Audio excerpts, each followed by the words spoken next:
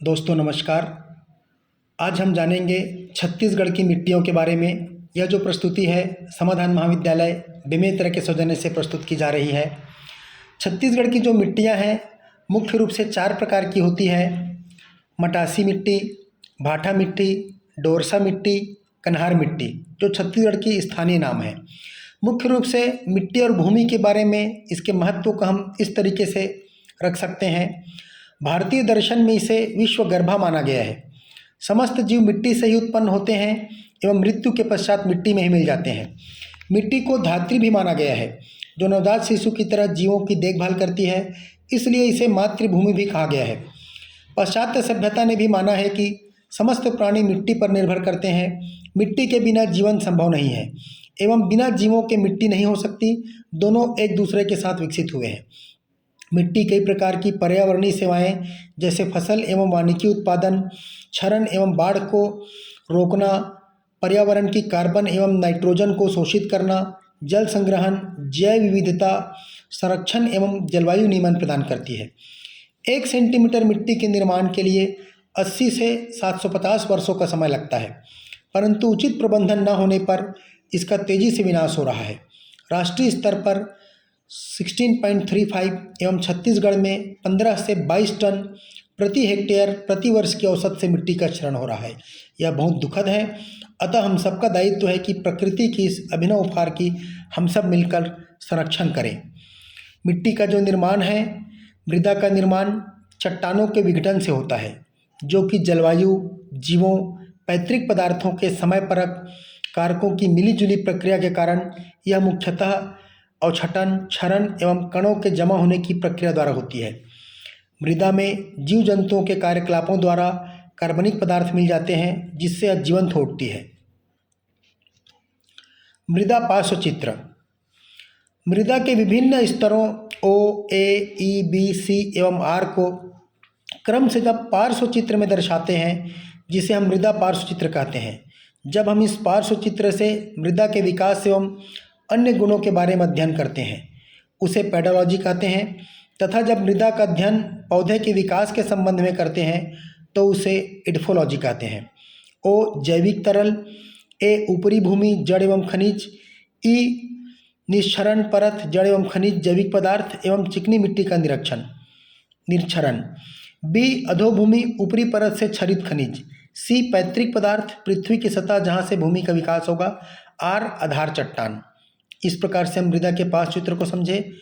अगले क्रम में हम देखते हैं जलवायु एवं मृदा निर्माण, क्लाइमेट एंड सॉइल फॉर्मेशन। वर्षा 100 से 200 सेंटीमीटर प्रति वर्ष, जहां 25 सेंटीमीटर प्रति वर्ष, 50 से 100 सेंटीमीटर प्रति वर्ष और 25 से 50 सेंटीमीटर। अलग अलग जलवायु के आधार पर अलग अलग तरह की मिट्टियों का निर्माण होता है। जो जलवायु क्षेत्र है, उष्ण है, मरुस्थलीय है, उष्णकटिबंधीय है, उत्तरी ध्रुव है, ऐसे अलग अलग जलवायु के स्थान पर आधार पर अलग अलग तरह की मिट्टी का निर्माण होता है। Diverse soil of Chhattisgarh. Chhattisgarh में अलग अलग प्रकार की बहुत सी मिट्टियां हैं, जिसमें हम अलग अलग लोकेशन के आधार पे यहाँ देख सकते हैं। मुख्य रूप से जो मिट्टी के प्रकार हैं उसे थोड़ा समझते हैं। लाल पीली मिट्टी। छत्तीसगढ़ में इस मिट्टी को मटासी मिट्टी के नाम से जाना जाता है, जो राज्य के लगभग 50 से 60% भूभाग पर छत्तीसगढ़ के मध्यवर्ती मैदान एवं उत्तरी मैदान पर विस्तृत है। इस मिट्टी का निर्माण मूलतः गोंडवाना शैल समूह से हुआ है। फेरस ऑक्साइड के कारण इस मिट्टी का रंग लाल तथा फेरिक ऑक्साइड में जल योजन के कारण इस मिट्टी का रंग पीला होता है। इसमें नाइट्रोजन, फास्फोरस व ह्यूमस की कमी पाई जाती है। वहीं इसमें चूना व लौह खनिज की मात्रा पर्याप्त होती है। चूने की अधिकता के कारण यह मिट्टी क्षारीय प्रकृति की होती है। इसका पीएच मान 5.5 से 8.6 के मध्य होता है। मटासी मिट्टी में एल्यूमिना तथा सैंडस्टोन की उपलब्धता के कारण मृत्तिका का आकार बड़ा होता है, जिसके कारण इसकी जल धारण क्षमता मध्यम प्रकृति की होती है। इस कारण इस मिट्टी से वर्ष भर में एक बार फसल लिया जाता है। अम्लीय एवं क्षारीय प्रकृति के कारण यह मिट्टी धान की फसल के लिए सर्वोत्तम है। इसके अतिरिक्त उड़द, मूंग तथा मूंगफली फसल के लिए भी यह उपयोगी होता है। लाल रेतीली मिट्टी। छत्तीसगढ़ में इस मिट्टी को बलुई मिट्टी के नाम से जाना जाता है। इस मिट्टी का विस्तार राजनांदगांव, मैकल श्रेणी, संजारी बालोद दक्षिणी भाग, गरियाबंद जिला तथा संपूर्ण बस्तर संभाग सुकमा कोटा मैदान को छोड़कर में स्थित है। राज्य के लगभग 25 से 30% क्षेत्र पर इसका विस्तार है। इस मिट्टी का निर्माण आर्कियन एवं धारवाड़ की चट्टानों से हुआ है। लौह खनिज की उपस्थिति के कारण इस मिट्टी का रंग लाल होता है। इसमें नाइट्रोजन, फास्फोरस तथा पोटेशियम की कमी पाई जाती है। साथ ही जीवाश्म का भी अभाव होता है। चूने की कमी के कारण इस मिट्टी की प्रकृति अम्लीय होती है। एल्यूमिनियम एवं क्वार्ट्जाइट के अंश भी पाए जाते हैं। मृदा के कण अपेक्षाकृत बड़े होते हैं, इस कारण इसकी जल धारण क्षमता कम होती है। यह मिट्टी मोटे अनाजों जैसे ज्वार, बाजरा, कोदो, कुटकी, मक्का आदि फसलों के लिए उपयोगी है। काली मिट्टी, छत्तीसगढ़ में इसे कन्हार मिट्टी के नाम से जाना जाता है। राज्य में इस मिट्टी का विस्तार कवर्धा, मुंगेली, राजनांदगांव, बेमेतरा एवं रायपुर आरंग क्षेत्र तथा राजिम के कुछ भाग पर है। इस मिट्टी का निर्माण लावा से हुआ है। लोहे के अंश काला होता है। जीवाश्म का प्रायः अभाव होता है। यह मिट्टी प्रकृति में क्षारीय होती है। इसका pH मान 7 से 8 तक होता है। इस मृदा के रचक कण अत्यंत सूक्ष्म होने के कारण इसकी जल धारण क्षमता अधिक होती है।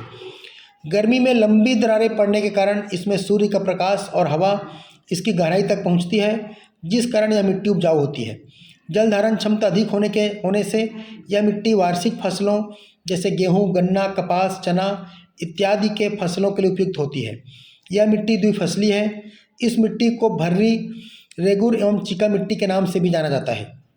इस मिट्टी का प्रयोग छत्तीसगढ़ के ग्रामीण लोगों के द्वारा शैम्पू के रूप में किया जाता है। हमने भी बचपन में बहुत बार काली मिट्टी का उपयोग बाल धोने में किया है। काफ़ी उपयोगी मिट्टी है यह। आज भी ग्रामीण क्षेत्रों में इसका उपयोग बाल धोने में किया जाता है। अगले क्रम में हम देखते हैं दोमट मिट्टी। छत्तीसगढ़ में इसे कछारी मिट्टी के नाम से जाना जाता है। राज्य के लगभग 10 से 15% भाग पर इस मिट्टी का विस्तार है। हसदेव, रामपुर, बेसिन तथा सुकमा कोटा के मैदान में इस मिट्टी का विस्तार है। दक्षिण भाग में इसे लाल दोमट मिट्टी के नाम से जाना जाता है। फेरस ऑक्साइड के कारण यह मिट्टी लाल रंग की होती है। बेसिन क्षेत्रों पर यह रंगहीन होता है। इसमें जीवाश्म पर्याप्त मात्रा में होती है। अपनी प्रकृति में यह अम्लीय होता है। मृदा के कण सूक्ष्म होने के कारण इसकी जल धारण क्षमता पर्याप्त होती है।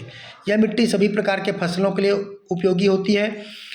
इस प्रकार की मिट्टी वाले क्षेत्रों में जूट एवं पटसन का उत्पादन अधिक होता है। लेटराइट मिट्टी, छत्तीसगढ़ में इस मिट्टी का स्थानीय नाम भाटा मिट्टी है। यह मिट्टी मुख्यतः छत्तीसगढ़ में ऊंचाई वाले पाट प्रदेशों में फैली हुई है। जसपुर, कवर्धा जिलों के कुछ क्षेत्रों में भी इस मिट्टी का विस्तार है। लेटराइट मिट्टी में आयरन तथा एल्यूमिनियम के ऑक्साइड पाए जाते हैं। निक्षालन की प्रक्रिया के कारण यह मिट्टी अत्यंत कठोर होती है, जिसके कारण इस मिट्टी का प्रयोग भवन निर्माण एवं ईंट निर्माण में किया जाता है। यह मिट्टी बागानी फसलों जैसे चाय, टमाटर, आलू, प्याज इत्यादि के लिए उपयुक्त होती है। जलोढ़ मिट्टी, जैसा कि नाम से स्पष्ट है, जलोढ़ नदी, घाटियों एवं नालों के तटों पर यह मिट्टी पाई जाती है। यह मिट्टी छत्तीसगढ़ के बहुत कम हिस्से में है। विशेषकर सरगुजा एवं जसपुर जिले के कुछ भागों में इसका विस्तार है। डोरसा मिट्टी, कन्हार और मटासी मिट्टी के मिश्रण को डोरसा मिट्टी कहा जाता है।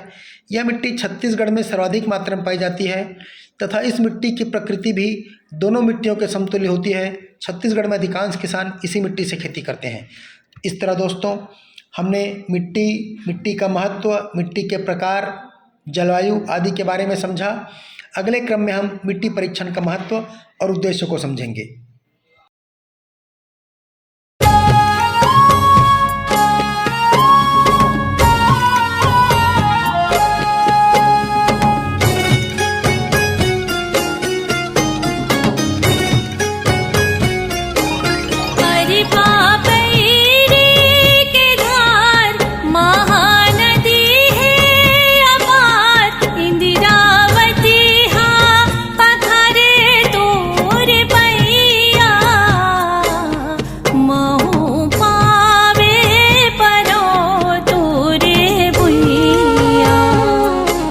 जय हो